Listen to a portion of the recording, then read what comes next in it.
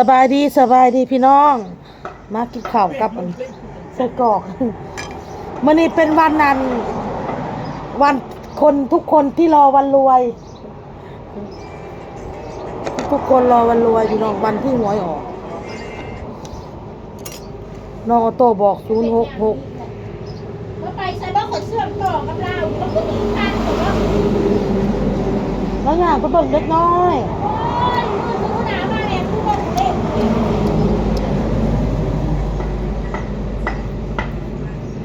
เอามาคือข้าวอ่ะเอาเลยอ่ะถ้าไอ้นั่งอยู่นั่งหนึ่งไงอ่ะว่าคันว่าถือไว้เป็นพระเจ้าก็นั่งขาดไฟไอ้เบ็ดมันก็เลยยังดีนะเมียโทษได้ด้วยวันนี้ว่า917นี่ดอกฮะ917ผมไม่ว่าถือวันว่า ซื้อใบเดียวนั่นแหละ พระเจ้าก็นั่งขาดนี่แต่ว่าครับ ใบเดียวนั่นนั่งนี้แหละนะโอนหน่อย คือข้าว รับเงินเดือนอยู่บ่เนาะรับเงินกันบ่ขาดนี่พากันรุ่นเลขกันอยู่ในพี่น้องเลยรุ่นหวยไปเล่นเล่นไป เอาตะเลงออโต้บอกอะไรพี่น้องโอนกันเลยตัวละ2 บาทตัวก็เหือกกันแล้วตัวละ2 บาท2,000 กีบก็เธอลูกกดในโทรศัพท์แล้วก็เลยเอาซะอ๋อไปไหนกินเหล้าไปไหนอ๋อได้อยู่มันเต็มของเอาเซเว่น มาขายของพวกเรานี่กับอ้วกระวังแซ่บนะ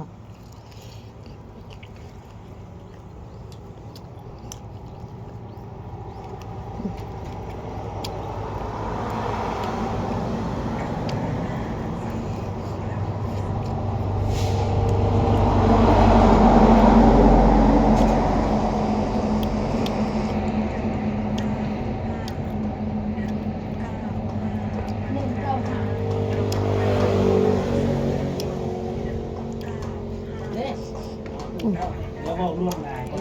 ครับ ถ้าหมดยังไงนี่ครบแล้วมึงตัวอะไรเนี่ยถ้า464ได้เลขครบเดี๋ยวบางเองมันบอก6อยู่แล้วมันสิออกมา ของอมนบะปิ้งมันนะอ้วฮะของไผ่สอง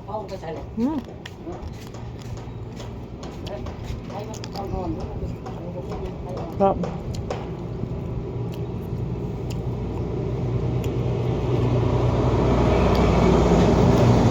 ระดับอ้นเนาะอ้นหมักสำนี่น้องบ่หมักเปรี้ยวหลายมันแบบพอดีสำนี่นะแซ่บลูกๆก็ไปเล่นเขาง่ายพวกซื้อได้เลข195สบายดีพี่น้องมาเริ่มมาต่อได้พี่น้องเลยวันนี้ค่ะป้อนข้าวลูกวันนี้ค่ะเพราะว่าลูกยังไม่ได้กินเลยออโต้ยังไม่ได้กินพี่น้องลูกข้าวออโต้สดน้ำให้เขากิน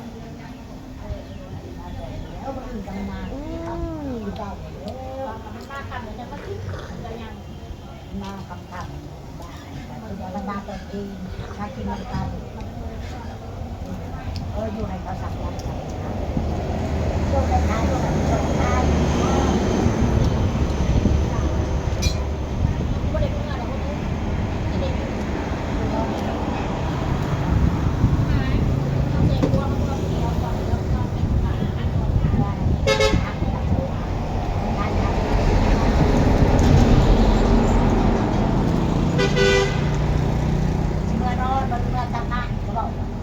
ค่อยแม่กันมาเลื่อนกันมา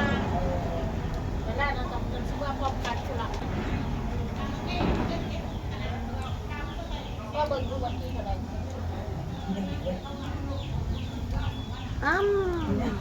เขาจะเรียกใครออกมาต้องขึ้น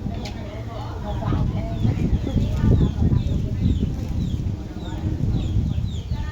เท่าไหร่ก็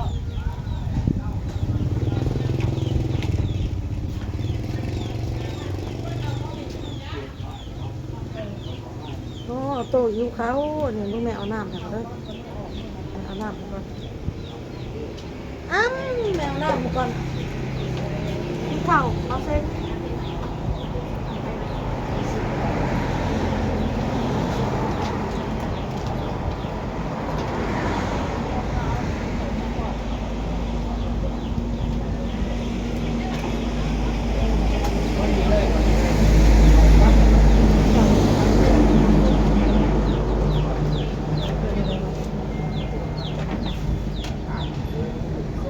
โอ้ยอยากน้ำอยากเข่าผลิตน้ำอ้ายมืดมือเลยปิ่นอยู่ในเพื่อนแหละพี่น้องไม่มาหน้าเนี่ยน้องว้าวเนี่ยไอ้เป็ดคือบอกเขาไปน้ำบอกเขาเด็กน้อยออกมาอยากเขาอยู่เขา นั่งท้องคือบ่เพราะว่า น้องดอกน้องดาวค่ะน้องบอล ไอ้คนกินทำไมเนี่ยมันกินชื่อเขาเปลี่ยน จะเศร้าค่ะ2 โมง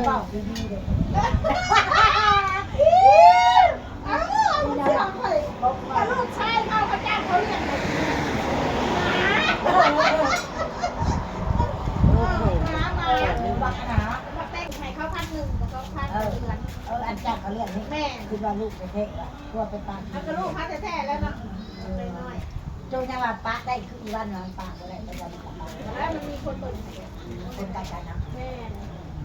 ให้เขา1,000ต่อเดือนแล้วก็ค่าของกินมันก็1,000 บอกกันแนมคนกับไปมันพบ ครบจ้าก็ได้ เฮ้ยมันสมมติว่า มันถือลมแล้วมันหลดแข็งพี่น้องเลย ปัดเข้าเข็ดเข้ามา เข่า เรื่องนี้ มันมีอันห่อด้วยกันเลยเหนียวอยู่มัน อัน นี้ นี้ว่าไม่ได้ก็ห่อพบไม่แต่ดูดีเอาไม่นานเลยไปส่งทางนี้ในนั้นเขาเป็นวันคนค่ะในนั้นคนจะทำงาน โอ้เอาตู้อยู่เขา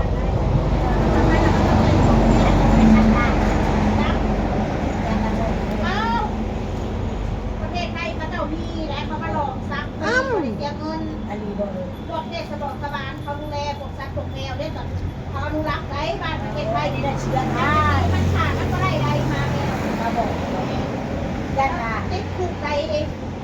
ต้องฆ่าม้าต้องติดคุกใดคนที่บอกให้ ได้เลย ม้าแมวก็ได้เลยจ้ามันเป็นสัตว์อนุรักษ์ เอาไปครบขออีก พบกระซามพบเขากระเซียเงินในเจ้าเขาก็ได้ไป คือ ฆ่า ว่าเขาเป็นโรคเลยสาว ก็เขากระเซียเงินเจ้ามาจะมาโม มันก็ปวดหัว เราจะมาเอามีตะคองกับเจ้าแท้ระวังที่ขาดก็เป็นของเราครับ นั่นแหละแค่นั้นเลยคือว่าแล้วค่ะ โอ้ย ตัวอันนั้นแต่คนนี้อะไรที่รถที่นั่นคนนี้ต้องไปใส่สุดไว้เนาะ คนน้อยนะคนใหญ่นะคนใหญ่บ่เป็นยังกระปัวมันกระนงกระหน้าบ่เป็นยังเลือดเขาบ่เป็นตะคนมันบ่กัดบ่ยัง มันลื่นแต่บ่มันหูจักแต่บ่ มันอ้าวบ่หมดอะไรนี่ไปทำงาน แบบ ไป นี้ บ่เป็นยังเช้าน้อยบ่ได้เช้าน้อยไปเท่านึง ที่เราได้ แม่เช้าน้อย แรงน้อยฮะ แม่บักแดงน้อยอ้วนน้อยก็บ่เป็นโน่นเนาะบ่เป็นแบบ มันแหลนใส่มันนี่คือเจ้าของคือเราเป็นเจ้าของมัน ที่นั่นเลยมันจะพบบ่ อยากพบเช้าน้อย โจดึงไว้จืด แม่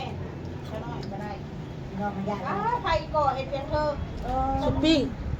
นี่ก็ถ้าจะทำก็จะไปเอาเยอะยังสอบจนเดินทาง เยอะออกมาเยอะ2 ศอก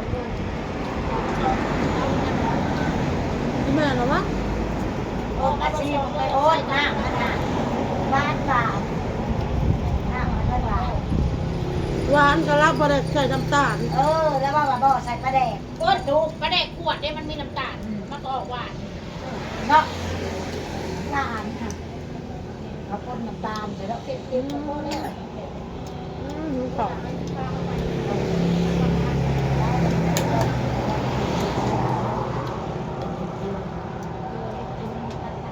40,000เขาเบื้องนี่ก็เอาไปน้ำเป็ดชิ้นต้องเพิ่มตีนถึงมือแต่พอเอาเลยนี่เขาเห็นเซนเห็นกูงามอยู่ไร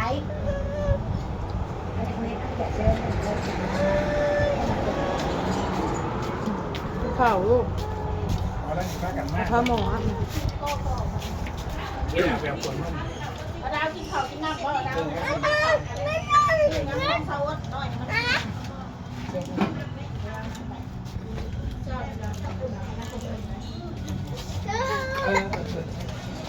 ลูกปาปิ้งเอามากินค่ะให้ลูกหน่อยหนึ่งไป ไปเห็ดเปียกซอยเฮากินน่ะซอย ยาลันตั้งเขาแต่เช้าเดือนมันนะ กินถนนบ่ได้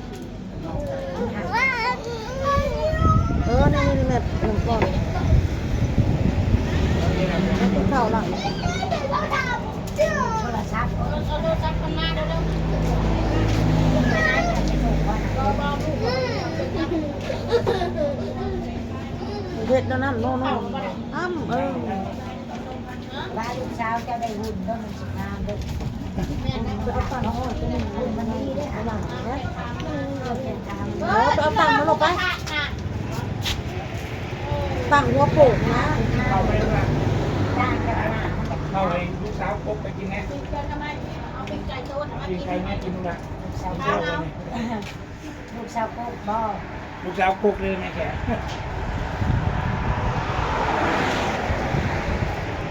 ไอ้มากินข้าวอ้น ใหญ่รถไม่สิพันจะไม่น้อยอ้น อ้าวไม่น้อยมาแต่ไซส์ไม่ใหญ่ได้ กินนี่ก้องเขา ไม่ใหญ่บ่อน ไม่ใหญ่ไม่น้อย มาสิซับไผ่มาก็จะเอาไม่น้อยค่ะซับไม่ซ่าว่ะมาเพราะว่า เป็นไร อ๋อเอาไม่เดียวพอแล้วเอาไม่ใหญ่นั่น เอาไม่ใหญ่ๆก็เลือกเอาไม่10,000ให้บอกอันบ่าวมาซื้อมากินเนี่ยเขาซับไม่น้อยไม่ใหญ่ให้เรา ได้ละอันนี้ถ้าขายรถเนี่ยขึ้นเขามัน มัน เลือกยังก็ต้องมาเรียกเกี่ยวเลือกเอามานะแม่เอาแล้วก็มากินเขากินแก้วกินแก้ว ยังหมดเห็น กินจานน้ำเล็กก็เลยเอาน้ำมันลดก็เลยตอนนี้เอาได้เจ๊กัน60นิดนึงได้เจ๊ บอกมันเป็นยังมันห้าใส่บ่ไว้ เงินมาลด มันห้าใส่บ่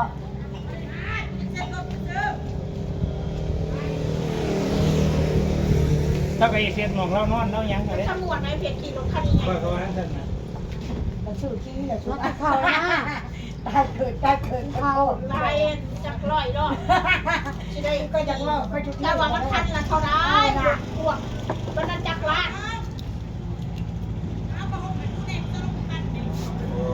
ได้เกิดจะพ่อนี่บ่ถ้าบอกเป็นได้เกิดหาซะนี่แหละบอกเอาที่ เลือดสาดเดี๋ยวถ้าเกิดเราเล่นเนี่ยพาเราจะกินคนกันเราไปเรียนข้างบน ขึ้นไ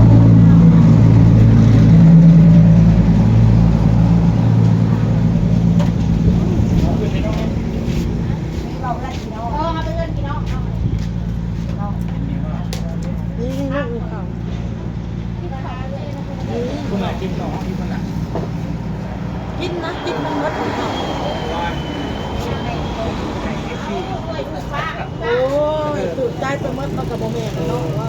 ด้วยเข้าดิ เป็นเป็น แม่เราเป็น นางนอนต้อง ด้วยเอาบอกเอาเรียนจัน ดูน้ำไผ่นี่ดูน้ำเฮากันแหละดูน้ำเฮาใส่เอาใส่เอาก็ให้เงินได้เงินเราเนี่ยเอาไปใส่ละล่าได้เงินเอาก็ให้ นักโก แก่ไหน เขามันเย็นนะทั้งนาเซาไข่เย็นนะ เนื้อค้าของวีดให้เนื้อค้าจะได้ก็จะให้เวลาเด้อ ได้อันนี้คุณละหาหน้า แต่เมษา ตัวมันน่ะมันนั่นลมถึง เก่งน้องใหม่ก็มีเลย แม่ ว่าจะเก่งน้องใหม่บ่มาแซ่บ ไปเราจะเป็นอย่างนี้ นานา เบิ้งรถในเรื่องนั้นชอบ แค่นั้นเรา ในการตะลิด สร้างให้ด้วยบ้านเราบ่มีเวลาเรามา อันนี้ข่าวลูกอ่ะ ไปล เอา ง เองเอาเอ้ยค่ะ เราก็มาหักเอารถมาหักเองล่าว่า เข่ามันแข็งเข่าเฮาแล้วมันเหนียวอยู่แต่มันอ่อน เดี๋ยวนะจะเลือกที่บ้านเด็กมันบอกไปที